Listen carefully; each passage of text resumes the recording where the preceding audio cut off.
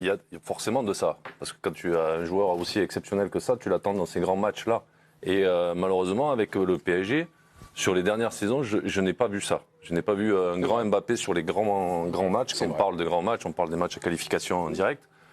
Et je trouve que c'est... fait gagner un peu le match. Son entrée contre l'Atalanta te fait un peu gagner le match. Mais c'est pas suffisant par rapport à ses qualités, je pense que c'est plus Neymar qui amène un peu le truc, mais bon, après... Oui, mais à ce moment-là, il fait une différence. C'est la sortie, de Gomez aussi, donc entrée d'Mbappé qui il fait un match assez intéressant. 20 minutes. Mais je trouve qu'il a été exceptionnel, qu'il avait une montée impressionnante dont on a tous parlé. Monaco. Ouais, mais Monaco, même à Paris, il est décisif. Et moi, je trouve que ça fait 1 an qu'il y a de la suffisance dans tout ce qu'il fait. Et je pense que s'il veut devenir le plus grand, comme il estime le vouloir, il faut qu'il fasse plus, quoi. Il faut qu'il fasse plus, surtout dans ses grands matchs, mais même au-delà. Moi, tu vois, à un moment donné, il y a en première mi-temps, il est sur le côté. Il y a des choses qu'il doit faire. La dernière fois, on parlait du petit Marcus Thuram. Tu vois, il y a des trucs simples. Le mec, il te passe dans le dos, tu lui donnes. Là, Mbappé, il la donne pas. Et à un moment donné, il est sur le côté, il y a un mec qui s'engage. Alors, je ne sais pas si c'était Diallo ou Verratti, peut-être c'était Verratti, je ne sais pas. À gauche. Eh bien, tu lui donnes pas alors que le jeu le demande. Et régulièrement, c'est ça. Il ne va pas dans le sens du jeu.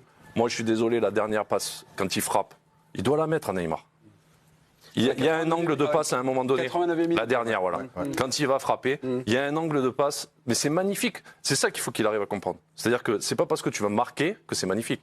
Là, ce que fait Rafinha, tout le monde va en parler parce que c'est exceptionnel. Il fait déjà la différence. Et ensuite, qu'est-ce qu'il fait? Il voit que l'angle est fermé. Pas une seule seconde, il se dit je vais frapper. Donc il cherche dans l'axe. Et dans l'axe, Neymar fait un mouvement fabuleux et il lui glisse. Et ces gestes-là, il faut qu'il progresse là-dessus. Et pour moi, voilà, c'est dans l'état d'esprit. Quand je vois aussi l'attitude à Nantes, qu'on lui siffle pas un pénalty, qu'à la mi-temps, il y a toute l'armada parisienne qui va dans le vestiaire parisien. D'avoir cet état d'esprit-là, il arrive avec son téléphone et tout, mais qu'est-ce que tu fais, quoi? Et en deuxième mi-temps, qu'est-ce qu'on fait? En même temps, ça lui donne raison. Parce qu'il y a une action où il part dans la surface, il tombe tout seul, pénalty. Mais je trouve que son attitude n'est pas à la hauteur du joueur qu'il veut être. Et moi, ça commence à vraiment me fatiguer. Parce que je trouve que depuis 1 an, il y a certains joueurs qui étaient en dessous de lui, qui deviennent, pour moi, plus intéressants pour l'équipe, et même pour eux. Il y a une vraie progression. Et Mbappé, il n'y a plus de progression. Et même, je trouve que ça devient récurrent et un vrai problème pour moi.